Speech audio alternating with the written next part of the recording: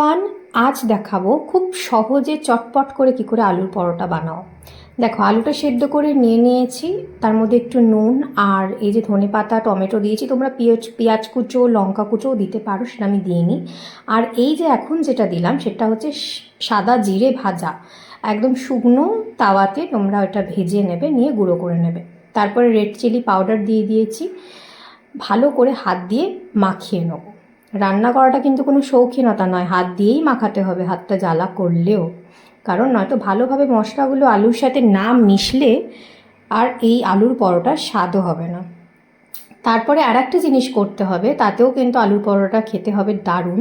সেটা হচ্ছে, দেখো, আটার লেচি আমি যতটা নিয়েছি ঠিক ততটাই পরিমাণে আলুটা দিয়েছি।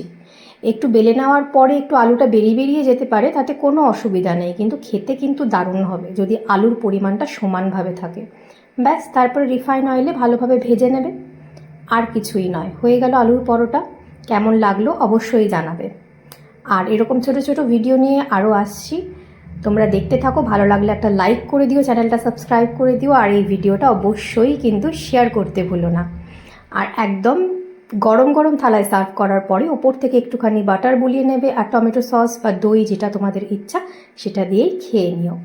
আজ তাহলে আসছি, ততক্ষণ পর্যন্ত stay tune to my channel. Bye, সবাই খুব ভালো থেকো।